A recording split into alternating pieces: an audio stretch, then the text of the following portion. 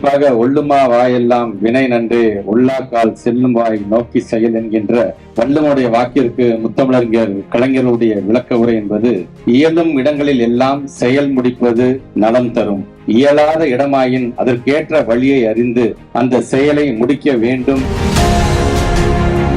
குறிப்பாக இந்த பிறந்தநாள் என்பது ஏதோ தனி மனிதனை பாராட்டி புகழ்வதற்காக மட்டுமல்ல, அவருடைய உழைப்பை மெச்சிக்கின்ற விதமாக ஒரு மனிதனை நாம் பாராட்டுகிறோம் என்று சொன்னால் அது தனிப்பட்ட அந்த மனிதனுக்காக மட்டுமல்ல, அந்த மனிதன் வாழும் பொழுதெல்லாம் அவரை நம்பி இருக்கக்கூடிய ஏழை எளிய மக்கள், இளைய சமுதாயம் நன்றாக வாழ்ந்திட வேண்டும் என்று ஒட்டுமொத்தமான வாழ்த்தையும் அந்த மனிதனுக்கு நாம் செலுத்துகின்ற ஒரு நிகழ்வாகத்தான் இன்றைக்கு நடைபெற்றுக் கொண்டிருக்கின்ற இந்த நிகழ்வை நாம் பார்த்து கொண்டிருக்கின்றோம்.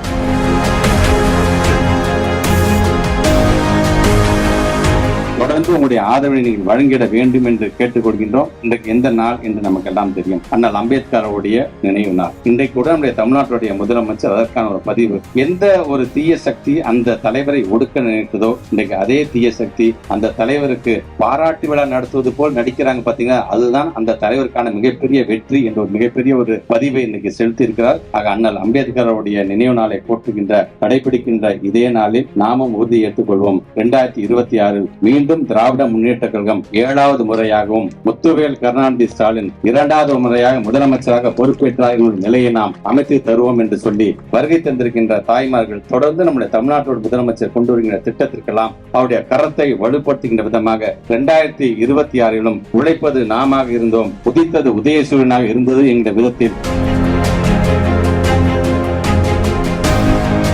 உங்கள் வாழ்விலும் தாழ்விலும் உங்களுக்காக உழைத்துக் கொண்டிருக்கிற ஒரே தலைவர் தளபதி மு.க. ஸ்டாலின் அவர்களை நம்முடைய மாண்புமிகு அமைச்சர் அவர்கள் சென்டிமெண்டாக சட்டமன்றத்திலே பேசினார். நம்முடைய தமிழ்நாட்டுடைய முதலமைச்சருக்கு 72 வயது.